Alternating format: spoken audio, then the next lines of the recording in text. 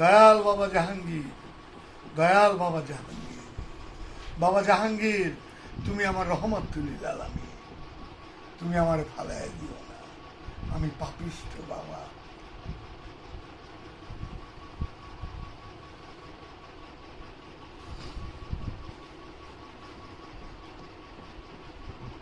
আমার মহানবী বললেন দুটা জিনিস শক্ত করে ধরে রেখো,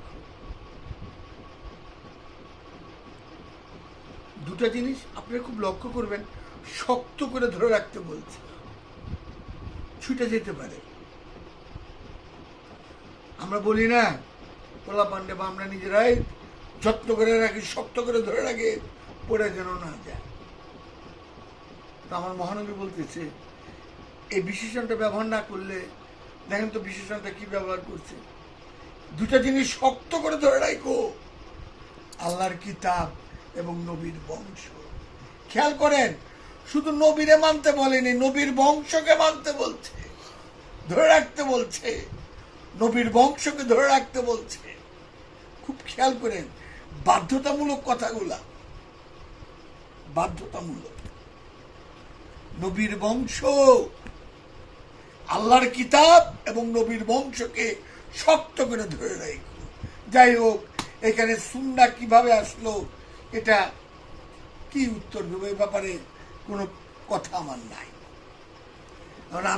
আল্লাহ কোরআনে বলছে কাফেরের আল্লাহকে ঢাকিয়ে রাখে, আল্লাহ নিজেই কোরআনে বলছে কাফেরের আল্লাহকে ঢাকিয়ে রাখে। তা আমি কি মন্তব্য বলেন তো?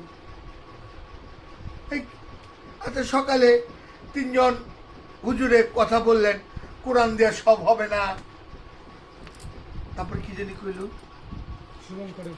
কোরআন শুভঙ্করের ফাঁকি, হ্যাঁ, আরেকটা হলো কোরআন পাইকারি কর জায়গা।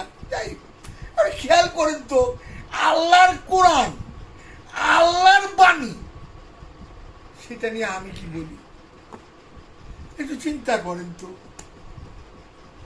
একটু গবেষণা করেন না যে কি বললো এই কথাগুলি।